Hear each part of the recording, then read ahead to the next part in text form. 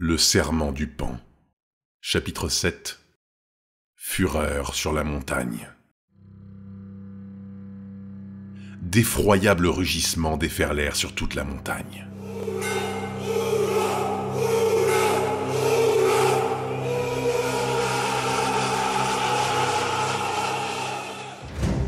La soldatesque, transpercée par l'éclat de cette prompte fureur, vit apparaître des dizaines de silhouettes nimbées de brume sous le couvert des arbres. Elle cernait la cohorte et déjà, une giclée vermeille striait la neige.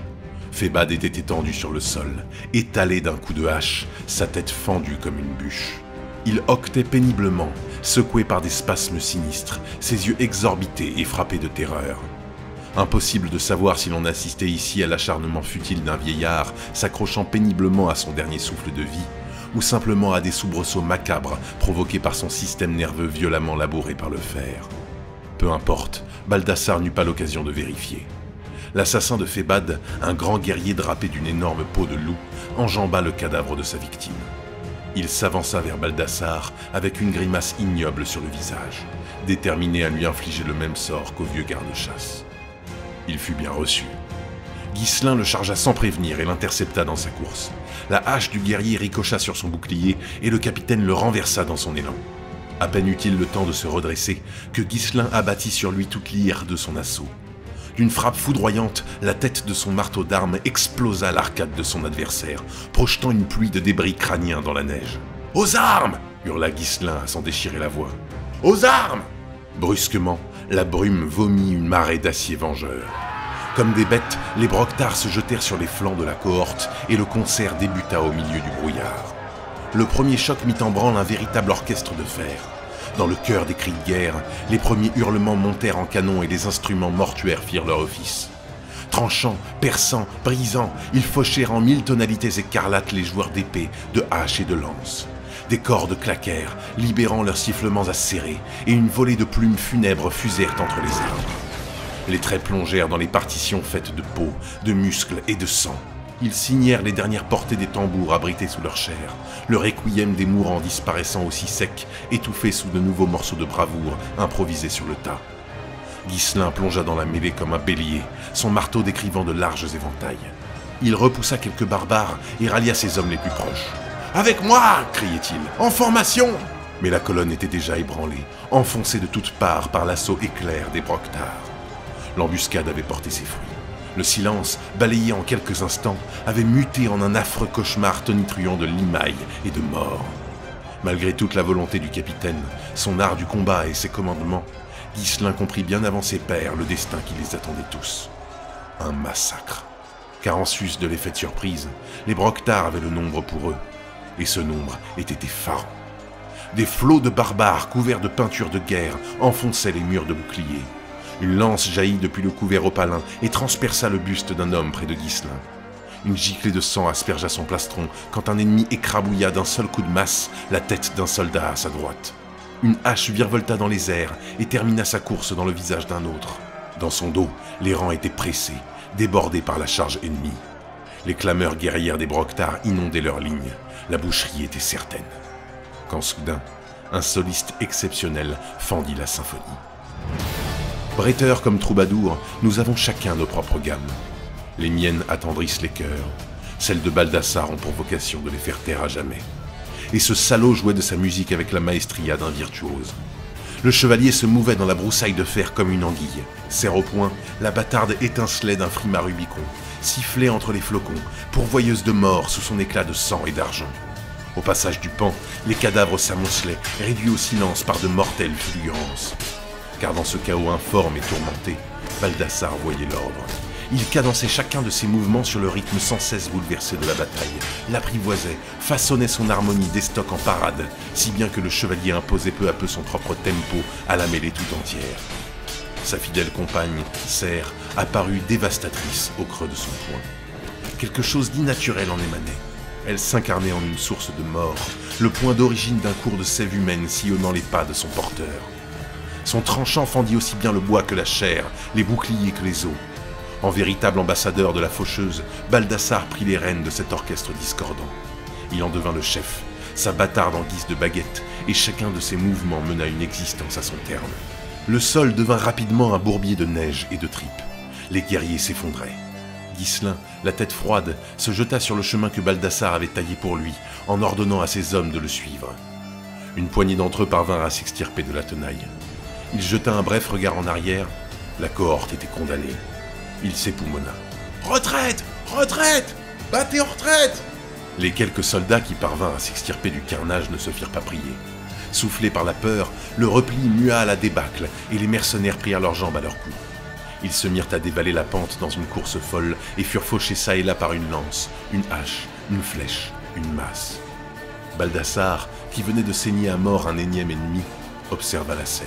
« Vont tous crever. Prends la tangente !» Au lieu de s'engager vers l'aval avec les autres, il sprinta vers la lisière face à lui. Un premier sauvage lui barra la route. Baldassare esquiva la lance qui fondait sur sa poitrine et, d'une volte, le soulagea du reste de ses jours. Le sifflement d'un trait aussi fugace que glaçant lui chatouilla l'oreille. Il n'y prêta pas attention. Un deuxième barbare s'interposait. Le malheureux manqua la feinte du chevalier et Serre lui visita intimement l'entrejambe.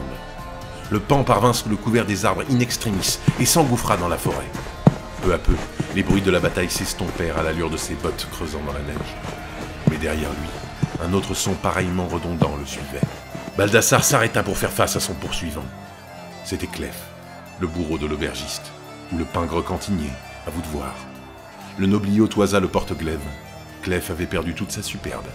Le souffle court, la hache tremblante dans le creux de sa main, il regardait Baldassare d'un œil hagard. « Foutre Dieu !» lâcha-t-il dans un soupir. « Je vois plus rien. Je crois que j'ai la mirette en rideau. » « C'est à cause du sang qui te coule sur la gueule. » Il s'essuya d'un revers de main et cligna difficilement des paupières. « Ah ouais, vous avez raison. » D'un simple geste, le paon lui fit signe de le suivre, et tous deux quittèrent les lieux, disparaissant dans les bois. Au loin montaient encore les échos du bain de sang. Ils errèrent un long moment dans le silence des brumes. Baldassare, à l'affût du moindre bruit, privilégia les chemins les plus difficiles d'accès. Saillies de ronces, fourrés d'épines et dangereux escarpements compliqueraient la tâche d'éventuels poursuivants. Clef le suivit comme son ombre, mutique, tressaillant à la moindre note étrange soufflée par la montagne. Au bout d'une heure, le brouillard commença à s'estomper et ce ne fut qu'à cet instant que Baldassare rengaina Serre dans son fourreau. Ils arpentèrent les contreforts jusqu'à découvrir les abords d'un large lit de rocailles. Une mélopée blanche filtrait depuis les pierres engobées de mousse, caressée par quelques rayons laiteux perçant à travers les nuages. Un discret cours d'eau s'y dérobait, dissimulé entre les galets. Ils longèrent le ruisseau, sinuèrent les pentes au gré des caprices de la roche et finirent par déboucher dans une petite clairière, suspendue entre forêt et flanc de falaise. D'infatigables bourrasques lustraient les rares rochers effilés et aplanissaient les quelques fougères assez téméraires pour pousser sur cet invivable recoin. Un aigle était immobile dans les airs, ses ailes déployées avec majesté, comme suspendues sur le vent. À quelques pas du précipice se dressaient les ruines d'une ancienne tour de garde. Elle était ronde et faite de vieilles pierres noires arrachées à la montagne.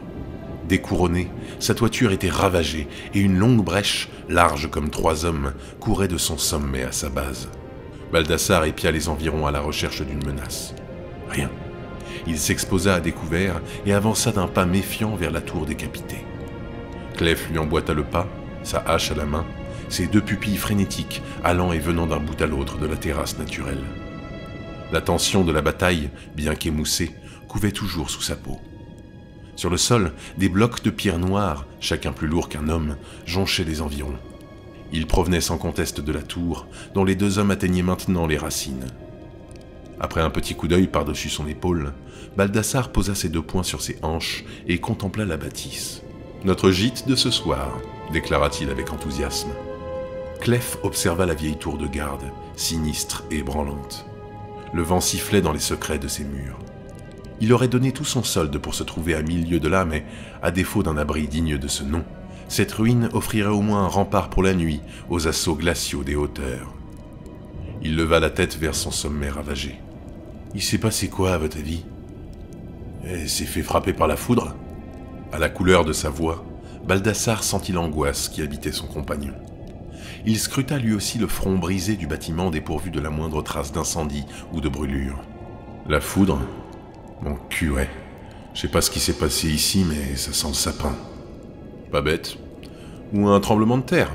répondit-il, flegmatique. Il entra sans mot dire par l'arche vide, orpheline d'une porte aujourd'hui disparue, qui donnait sur l'intérieur de l'enceinte. Les gonds, eux, étaient encore là, leur fer toujours blanc, à peine entamé par la morsure de la rouille. Clef le précéda et découvrit le mobilier abandonné par les anciennes sentinelles. Une chaise ainsi qu'une armoire étaient brisées par la chute de plusieurs blocs. Quelques tabourets renversés s'étendaient autour d'une table recouverte de gravats. Le sol était parsemé de bris de vaisselle et de tonnelets morcelés. Dans de rares angles, de petits monticules de poussière grise s'amoncelaient, repoussés par le vent. Enfin, l'escalier qui menait au niveau supérieur était obstrué par un flot de rocailles dominé par un plafond éventré. Pas une trace des occupants. « Tu connais ce clapier ?» demanda Baldassare à voix basse. « Non, monsieur, jamais vu. »« Vérole, qu'est-ce qui s'est passé ici ?»« T'en fais une bouille !» fit-il en flattant Clef d'une tape rassurante sur l'épaule. « Quoi qu'on en dise, on est foutrement vernis. Même si le panorama est charmant, j'avais pas l'envie de dormir à la belle étoile. Et moi qui suis un vrai guignard dans l'âme, j'ai bien cru qu'on était parti pour. Tu dois me porter chance, mon gars. » Clef n'en fut que partiellement ragaillardi. Au dehors, le feu du dragon se tassait derrière le défilé et la température s'en faisait déjà ressentir. Nos deux sans-aveux réarrangèrent sommairement les lieux. La table fut basculée, sa surface plane calée contre l'entrée. Bien sûr, si quelqu'un souhaitait pénétrer dans l'enceinte, il n'aurait qu'à le faire par la brèche, mais impossible pour quiconque de franchir un obstacle pareil sans faire le moindre bruit. Les tabourets furent réduits à l'état de petits bois pour alimenter le foyer, hormis 3 d'entre eux qui serviraient d'assises et de table. Allumer un feu représentait un danger évident pour quiconque souhaitait passer inaperçu, mais ce risque ne fit pas longtemps le poids face à celui de mourir stupidement de froid pendant la nuit. Lorsque cette dernière fut tombée, de maigres flammes crépitaient aux pieds des 2 hommes. Par chance, Clef avait déniché une bouteille de genévrier parmi les décombres, et après quelques lampées, le mercenaire avait regagné ses couleurs. Malgré tout, sa jambe tremblait sans cesse. « Ça fait longtemps que tu es arrivé à la Glaisière ?» Clef fit une petite moue en observant la traînée de fumée s'échapper par la brèche. 3 ou 4 mois, se remémora-t-il sans en être vraiment sûr. Tu fais partie de la troupe de Lambert, c'est ça? Depuis quand? Ils m'ont recruté il y a environ 2 ans, quand j'ai perdu mon travail. Ils cherchaient du monde, alors plutôt qu'à crever la faim, j'ai préféré crever mon prochain. Baldassare laissa échapper un petit rire en serrant sa veste contre lui. Étriper ses semblables n'était pas chose facile pour la grande majorité des gens. Et il en avait vu, des hommes forts et pourtant brisés, rongés de remords après les guerres. Mais il s'étonnait encore de constater avec quelle simplicité certaines personnes n'accordaient pas la moindre valeur à la vie de ceux qui leur étaient inconnus. C'étaient bien souvent des êtres d'une bêtise crasse, mais pas systématiquement.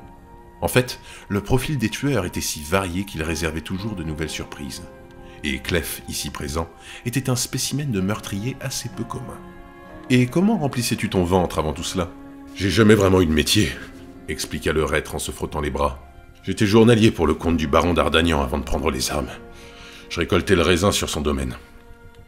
Il y a eu une bisbille avec un autre bourgeois de l'autre côté du lac. J'ai jamais su pourquoi d'ailleurs.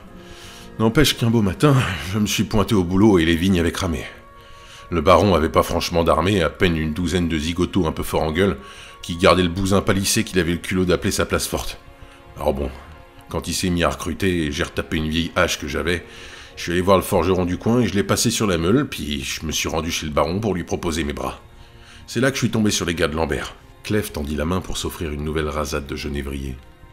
En 2 jours, on avait fait la peau à tous ces petits fils de pute de l'autre côté du lac.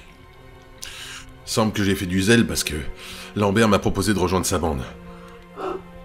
D'ailleurs, c'est drôle, parce que j'ai appris peu après que c'était Lambert et ses gars qui avaient foutu le feu aux vignes et déclenché tout ce bordel. Enfin, j'avais plus de travail, puis j'avais récupéré quelques affaires bien sympas pendant notre petite escapade. Donc je me suis dit que ça pourrait faire une bonne occasion de me remplir les poches. J'ai largué mon solde, les 3 sous que j'avais pu retirer de la vente de ce que j'avais ramassé pendant nos pillages. J'ai refilé le tout à ma bonne femme, puis je me suis fait la malle. Tu es marié? Pour sûr, messire. Depuis 10 ans. Clef perçut le regard insistant de Baldassare qui l'invitait à continuer. Elle s'appelle Clay. Le genre de gonzesse chiante comme la pluie avec toujours un reproche sous la dent, mais par les dieux avec des jambes qui savent garder leur homme. Elle m'a démoulé 5 chiards, 2 filles et 2 garçons. Je devrais en avoir un 3e, mais il a claqué pendant l'automne il y a 3 ans. Pas assez costaud le marmot. Navré pour toi? C'est la vie, répondit Clef en haussant les épaules. Il scruta les flammes qui dansaient devant lui. Il se pencha, leur jeta en pâture un pied de tabouret et en revint au chevalier. « Et vous, messire? Ça fait lurette que vous guerroyez, je me trompe ?» La guerre est mon épouse depuis un moment, en effet. C'est un mariage qui dure depuis 2 fois plus longtemps que le tien. C'est pas pour vous faire de la lèche, seigneur, mais j'ai vu ce que vous avez fait tout à l'heure. C'était dingue, j'ai jamais vu un homme se battre comme ça. Je te remercie, fit Baldassare. J'ai été à bonne école. Quelqu'un comme vous, vous avez dû être formé par un maître, je suppose. Un précepteur. C'est ça, ouais. Dans la cour d'un château, je parierais. Comme un vrai bretteur. Où veux-tu en venir? Bah, prenez pas mal, messire, mais vous vous battez pas comme un oblio. Ah, et comment je me bats, alors? Clef hésita, chercha ses mots, en vain. Son incertitude arracha un sourire suffisant à Baldassare. Je te taquine. Je sais très bien comment je me bats. Avec le temps, j'ai fini par délaisser les passes que mon père m'a jadis enseignées. Puis, lorsque j'étais encore jouvenceau, il m'a confié au plus grand chevalier de tous les temps. Je devais avoir alors 14 ans. C'est lui qui m'a tout enseigné. Le plus grand chevalier de tous les temps, vous dites? Et comment il s'appelait ce gus-là? Un peu de respect, Clef. J'apprécie ta compagnie, mais ne pousse pas. Baldassare tendit ses mains vers le feu. Un rictus amer lui creusa le coin des lèvres. Son nom ne t'évoquerait rien de toute façon. Il n'a jamais accepté les lauriers qui lui revenaient. Et il est mort dans l'anonymat. Dites toujours. Le chevalier serra les poings et souffla dans ses paumes pour les réchauffer. D'une voix basse, il évoqua Maërial de Casilan. Clef eut un regard vide, idiot. Tu vois, reprit Baldassare. Et pourtant je peux te jurer que cet homme me valait sans peine au combat. Si c'était bien le plus grand chevalier de tous les temps, répéta Clef, c'est pas si étonnant. Et vous pensez que vous êtes aussi bon qu'il l'était? J'ai tué plus de monde que lui, en tout cas. Et qu'est-ce qu'il est devenu? Baldassare inspira profondément. Il avait récité cette histoire des centaines de fois. Il est mort l'épée à la main et l'insulte aux lèvres. Personne, pas même la Camarde, le pan s'arrêta. Tout va bien, monseigneur? L'épée à la main et l'insulte aux lèvres. Oui. Mais j'en ai assez de raconter cette histoire. Elle n'est même pas vraie. Maërial de Casilan n'a pas tiré sa révérence dans un rire glorieux, en se moquant de la mort et sa lame au poing. C'est juste que sa vraie fin ne rend pas honneur à la vie qu'il a menée. Bah allez-y, racontez. Baldassare effila sa moustache de son pouce et de son index. C'était il y a environ 15 ans, en Freux. Nous descendions le Ténin avec mon maître. Un jour, alors que nous mouillions l'ancre dans un petit village dont j'ai complètement perdu le nom, j'ai entendu parler d'un monstre qui terrorisait la région. Si redoutable qu'il avait délogé le seigneur local de sa forteresse et y avait établi son nid, au sommet du donjon. Les gens du cru parlaient d'un dragon. Un dragon, répéta Clef, ahuri. En fait, c'était un abus de langage. Pour le pecno moyen, tout ce qui a des ailes, des écailles et des griffes s'apparente à un dragon. Mais il s'agissait quand même d'une vraie saloperie. Une vouivre à tête blanche. Une vieille sournoise en plus de ça. Tu l'ignores sans doute, mais les vouivres grandissent toute leur vie. Et celle-là avait vu passer assez d'hiver pour pouvoir saisir une vache dans ses serres. Messire, vous vous moquez de moi. Je veux dire, avec tout le respect... Baldassare fit non de la tête. Pas le moins du monde. Tu veux que je te raconte ou pas? Bon, où j'en étais? Oui, elle était énorme. Un vrai cauchemar. Alors mon maître m'a demandé d'aller acheter un bœuf au marché au bétail pour appâter la bête. Ce que j'ai fait. J'avais pensé à empoisonner le bestiau pour que la vouivre s'en gave et s'empoisonne à son tour. Ainsi fait, on n'aurait plus qu'à l'achever. Lorsque j'ai proposé l'idée à Maërial, j'ai reçu une calotte à m'en décrocher l'oreille. Il m'a gueulé dessus comme un poissonnier. Où serait l'honneur dans un combat pareil? C'était bien son genre. Finalement, on s'est posté dans une des tenures en jachère qui entourait la vieille forteresse, et là, on a poireauté en attendant que le monstre se pointe. Et il a fini par venir. Pour sûr qu'il est venu. Cette horreur est venue se poser à moins de 30 toises de moi. Je pouvais voir le vert de ses yeux comme je te vois maintenant. Nous avons attendu qu'elle se fasse un plein ventre de notre bovidé, histoire qu'elle s'alourdisse, et c'est là que Maërial a lancé les hostilités. Baldassare leva les yeux au ciel et se gonfla les poumons. Comment t'expliquer? On disait du sire de Casilan qu'il était un homme téméraire. Mais pour l'avoir pratiqué pendant un moment, je serais d'avis de dire qu'il était complètement dingue. Il a chargé la bête bille en tête sur le haut de sa monture, lance dressée vers le monstre, en hurlant comme un damné la devise du lys blanc. « Nulle crainte du péril !» Le lys blanc, c'est le nom du chapitre auquel Maërial et moi appartenons. Enfin bref, voilà qu'il charge à bride abattue et se met à gueuler. Il avait l'air possédé. La vouivre est restée sur le cul, et crois-le ou non, mon maître l'a embroché. La lance est passée à travers les écailles et l'a sondé de 2 bons pieds. Sans rien. Et alors, qu'est-ce qui s'est passé? Elle s'est envolée. Et c'est là que ça a tourné au vinaigre. Maërial, comme je te disais, était du genre têtu. Et il n'a pas voulu la laisser fuir. Il est resté accroché à sa lance et s'est fait la belle avec la vouivre, droit vers les nuages. C'est pas possible. Je te l'assure pourtant. J'avais l'air sacrément con à courir au milieu des fleurs pendant que Maërial prenait de la hauteur à 20 bonnes toises au-dessus de mon nez. Et comment ça s'est terminé? Comment veux-tu que ça se soit terminé? Maërial a fini par lâcher, évidemment, et il a dégringolé comme une fiente pour se briser les 2 jambes sur le plancher des vaches. Plus tard, le barbier a été obligé de l'amputer. Il a fini sa vie comme cul-de-jatte, entretenu par le seigneur de la forteresse qui avait requis ses services, entre une bouteille de gnôle et une catin de temps en temps pour lui tenir compagnie. C'est pas vrai. Puisque je te le dis. Et la vouivre dans tout ça. Quand j'ai retrouvé mon maître avec les guiboles en équerre au pied des remparts, il m'a refilé son épée et m'a ordonné de terminer le boulot. Crois-moi, Clef, quand Maërial de Casilan te donnait un ordre, qu'il ait les cannes en miettes ou pas, tu obéissais. J'ai grimpé jusqu'au sommet du donjon. Je me souviens que la trouille me bouffait les tripes et que j'étais à peine capable de mettre un pied devant l'autre. Jusqu'à ce que je retrouve la vouivre. Elle était déjà en train de rendre l'âme. Heureusement, sinon je ne serais pas là pour te raconter cette histoire. Je n'ai eu qu'à mettre un terme à ses souffrances. Clef était pantois, suspendu aux lèvres du chevalier. Il murmura « C'est l'histoire la plus folle que j'ai jamais entendue, messire. N'est-ce pas? Et le plus fou, c'est ce que j'ai trouvé après, quand j'étais là-haut, perché dans le nid du monstre. Quoi donc?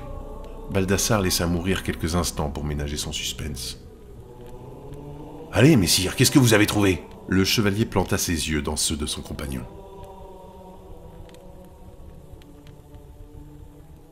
Toutes les conneries que je viens de te raconter? Un silence blanc flotta dans la vieille tour. Clef ne prit la mesure du coup fourré qu'après quelques secondes, alors qu'il fixait toujours le regard moqueur de Baldassare. Brusquement, il éclata de rire. « Foutre Dieu, vous m'avez bien eu, messire !» Baldassare ricana à son tour. Les 2 hommes partagèrent l'alcool de genévrier et les rires s'estompèrent peu à peu. Lorsque le calme fut revenu, l'atmosphère de l'enceinte avait bien plus gagné en chaleur humaine qu'en température. Leur corps n'était que légèrement rifaudé par le foyer famélique qui se consumait à leurs pieds. « Et du coup, releva finalement Clef en soufflant sur le feu, comment il est mort, ce plus grand chevalier de tous les temps ?» Baldassare se passa la main sur sa jambe. Il sentit la cicatrice qui courait sous son pantalon et le grondement de la vouivre bourdonna à son oreille. Lentement, il esquissa de nouveau son sourire le plus amer. « Je te l'ai dit, Clef, l'épée à la main et l'insulte aux lèvres.